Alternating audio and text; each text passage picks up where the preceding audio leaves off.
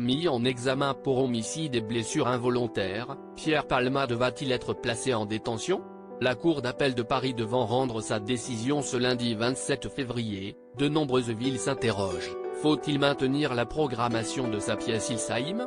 Un texte coécrit par l'humoriste de 54 ans et son ami Muriel Robin en 1996 devenu un incontournable du théâtre d'humour français, note le 12. 45 de M6, ce dimanche 26 février. À Lyon, le spectacle fonctionne encore très bien au théâtre du Rideau Rouge qui le maintient. Un choix expliqué par Stéphane Cazé, le directeur des lieux.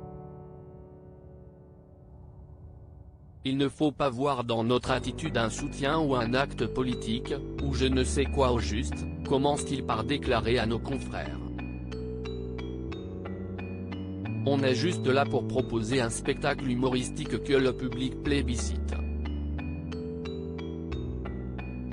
Si le public ne nous suivait plus, évidemment, on le déprogrammerait. À Nice, la pièce manque de spectateurs depuis le début de l'affaire Pierre Palmade, le 10 février dernier après que l'acteur percute un véhicule sous l'emprise de la cocaïne.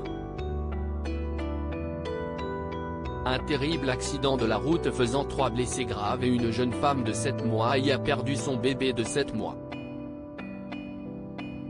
Supérieur à Pierre Palmade, Muriel Robin, Michel Larocque, Véronique Sanson.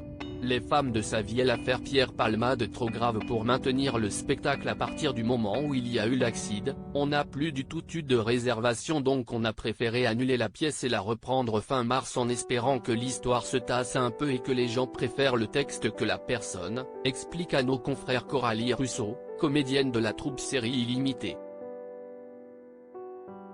À Famec, en Moselle, la pièce aurait dû être jouée, le 10 mars prochain, mais jugeant l'affaire trop grave pour maintenant le spectacle et la représentation déplacée, la ville a préféré l'annuler. Michel Libgott, le maire de la ville, a estimé que la place de la drogue dans ce fait divers était trop grave pour maintenir le spectacle. On est une ville qui essaie de combattre les addictions et les échanges de stupes dans un quartier en particulier, explique-t-il. Avant de conclure, je me voyais mal me dire, après tout, on conduit sous l'emprise de la cocaïne, on provoque un accident, il y a des drames en face et puis on fait un spectacle 10 jours après comme si de rien n'était. Crédit photo, Jack Tribeca.